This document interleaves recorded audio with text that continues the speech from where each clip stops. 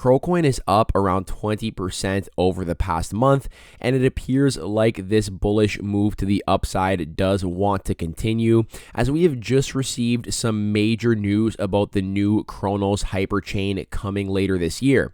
So in today's episode of the Everything Crypto Show, we are going to break down why I believe this new Cronos HYPERCHAIN will drive a ton of demand and volume back to Crocoin. Now, before we hop into the content, just a friendly reminder that I am not a financial advisor. I am simply here for your crypto news and entertainment purposes. And if you do enjoy the content, please consider hitting that sub and like button and turn that notification bell on so you can be notified when all of our latest videos go live on the channel. So we're going to hop right into today's video, and I do want to break down all of the most important information about this new Cronos HYPERCHAIN that is set to launch on the mainnet in June of this year. So this was a tweet that was dropped by Cronos earlier this week, and they effectively say we are gearing up to launch Cronos ZK EVM as a zero-knowledge Layer 2 blockchain on top of the Ethereum mainnet. Today, we are pleased to release version 1.0 of the light paper, which discusses scalability and modular data availability, shared liquidity among hyperchains, yield-bearing yield-bearing crypto assets backed by proof of stake and lending protocols, native account abstraction to pay fees in multiple tokens, and more. So the testnet quest and proof of participation are going live soon, and then mainnet launching in June. And what we are basically going to do is just take a look at the most important parts of the light paper and kind of discuss how this will impact, or how I believe this will impact the demand and the volume for Crocoin, which is, two very important factors for the price. So the Cronos ecosystem, it is comprised of, Cronos and the Cronos POS blockchain, and it does have a pretty vibrant universe of decentralized applications. Now, the Cronos chain has really flatlined in terms of TVL for the most part, kind of making its way down the rankings as other blockchains have seen much larger inflows. However, if we just take a look at the foundation of the Cronos chain, there is basically, almost everything you need here in terms of that on-chain activity. You have your DEXs, your lending protocols, your liquid staking, your leverage trading platforms. You got some blockchain games as well. Like, it's got a pretty solid, ecosystem of tools that you would be looking for on any sort of chain. So what they're basically talking about now is preparing this for the next level of mainstream and institutional adoption.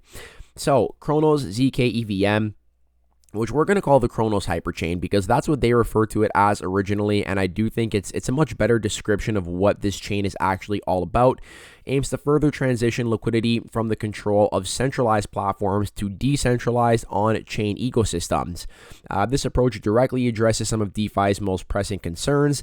So the fragmentation of liquidity, this has been a big one with all the layer 2s launching, all these different layer 1s is, this liquidity is just spread across so many different chains. How can we consolidate that into one sort of mega chain essentially, right? The complexity of generating yield and the cumbersome user experience associated with managing blockchain transactions. I think this is the biggest one right here. So the Cronos ZK EVM explores the latest frontiers of zero-knowledge Layer 2 technology in order to increase transaction speed and reduce transaction costs while delivering strong security. Additionally, the network is set apart by 3 key features that respond to DeFi's challenges. So 1, shared liquidity. It enables fluidity across hyperchains, which are Ethereum Layer 2s and Layer 3s powered by ZK Stack, which addresses liquidity fragmentation. Yield-bearing assets such as ETH and CRO and certain stablecoins natively produce yield on Cronos ZK EVM, which simplifies the process for users. And native account abstraction, the introduction of smart contracts and paymasters facilitates easier transactions, enhancing the overall user experience. So effectively making it easier for people to interact with the blockchain on the front end while kind of taking care of, signing the transactions and that stuff on the back end. I do think that's a very big one for the mainstream adoption of just blockchains in general. So the Cronos ZK EVM mainnet will use ZK CRO, a yield-generating version of CRO, as its protocol token, further enhancing the utility of CRO and leveraging its global addressable user base on Crypto.com of more than 80 million CRO fam members. So this is a big one right here. the native token of the Hyperchain is not going to be native Crow. It is going to be a yield generating version of Crow, which will of course be derived from the main token. So, to my understanding, actually, if it does work like any other liquid staking token, this is how it will be. ZK Crow will effectively have to be, you'll have to exchange your Crow for this ZK Crow, and then you're going to kind of generate that yield on the ZK Crow, very similar to L Crow on Vano Finance or B Crow on Argo Finance. So effectively, this does still necessitate the use of Crow. It is not a separate token independent of Crow Coin, which I do believe is very important to understand. So they talk a little bit more about the mission here, which we have covered. Now, what I kind of want to get to is the actual diagrams, okay? So there's a couple of important things to understand. The first one is that the Cronos ZK EVM operates at a strategic juncture across blockchain networks, enhancing scalability and efficiency, and it's kind of positioned uniquely among three ecosystems. So the Ethereum ecosystem, the Hyperchain ecosystem, and the Cronos ecosystem.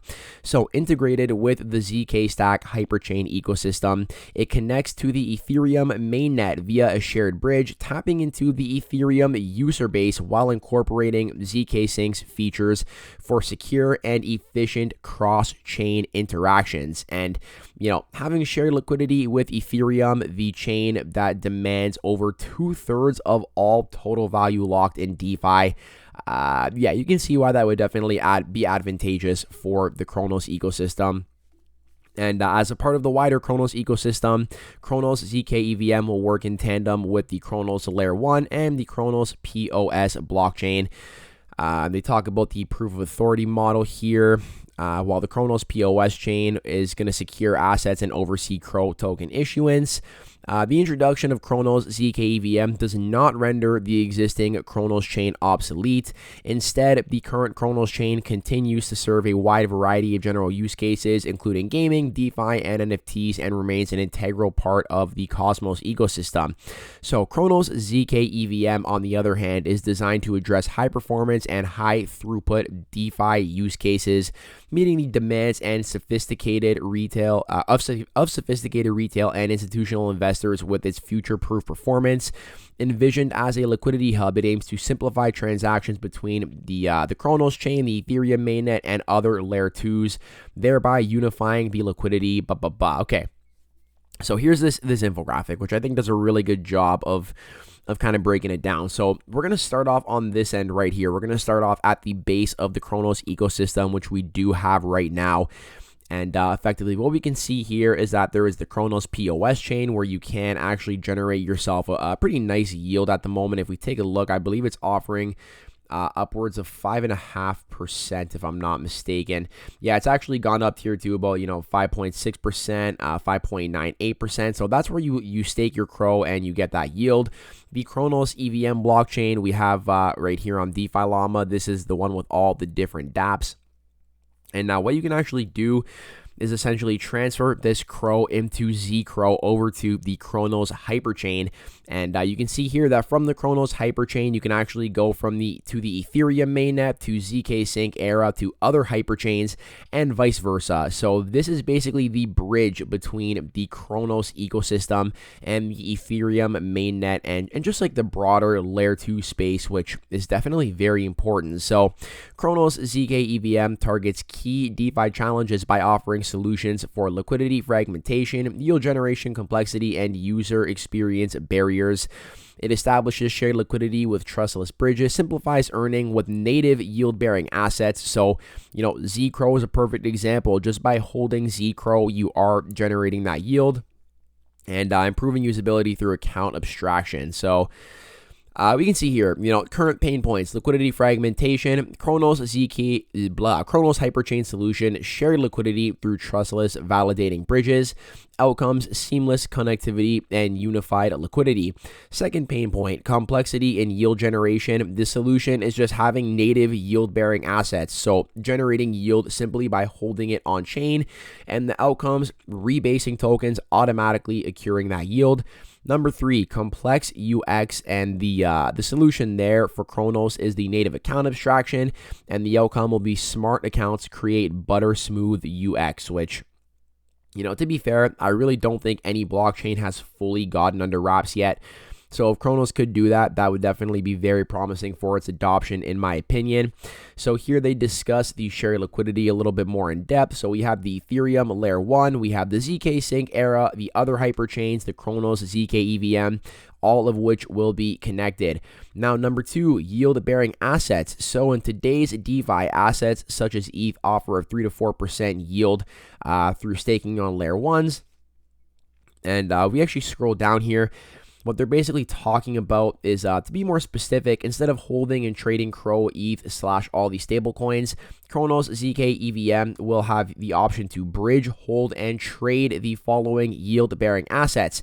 So ZK CRO, a yield-bearing version of CRO, used as the protocol token on Cronos ZK EVM, and this is backed by LCRO, which is Vano Finance's liquid staked CRO.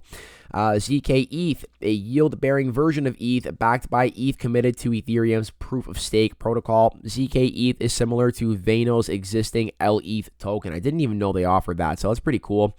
And then ZK USD, a yield-bearing stablecoin backed by investments into yield-generating lending protocols on the Ethereum mainnet.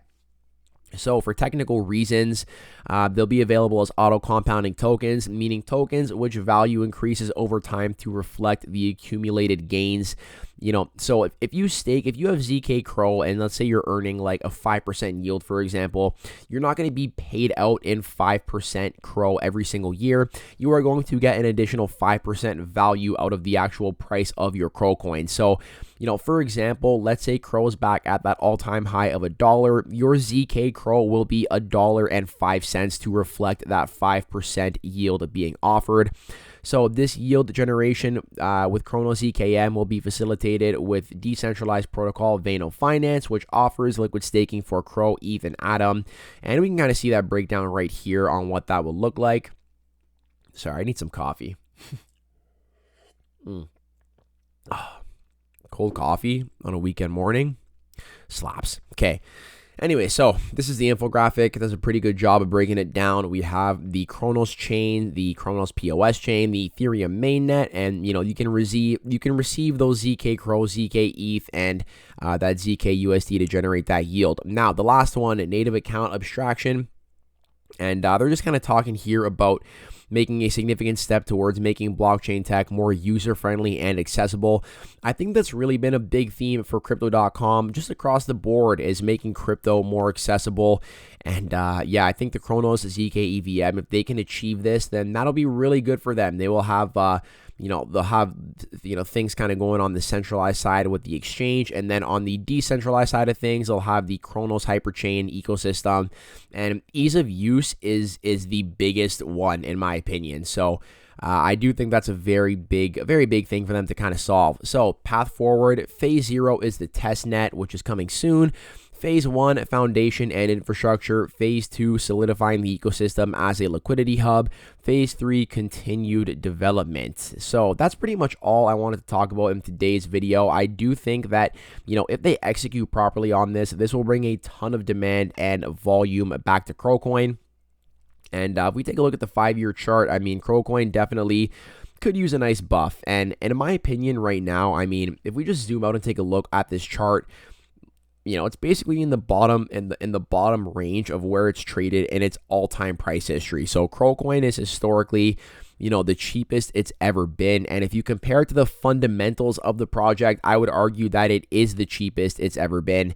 And the one thing I do kind of want to point out with the chart here, if we take a look at the year to date, is the fact that we actually did bounce off the bull market support band. This is one thing I said I was looking for here. And, when we broke down below 10 cents, that is a key area of support. But we bounced off that bull market support band, and I said that I do believe it is going to make its way back up to that 10-cent level. Now, from there, we have seen about a 22% move from there. And to get back up to 10 cents would basically mark a 30% move overall. And from there, I am going to keep my eye on how CROcoin does react at that level. So let me know in the comments down below what you think about the new Cronos HYPERCHAIN. I hope you all enjoyed the content in today's video. I hope you are all staying happy, safe, and healthy, and I hope to catch you in the next one. Peace out for now.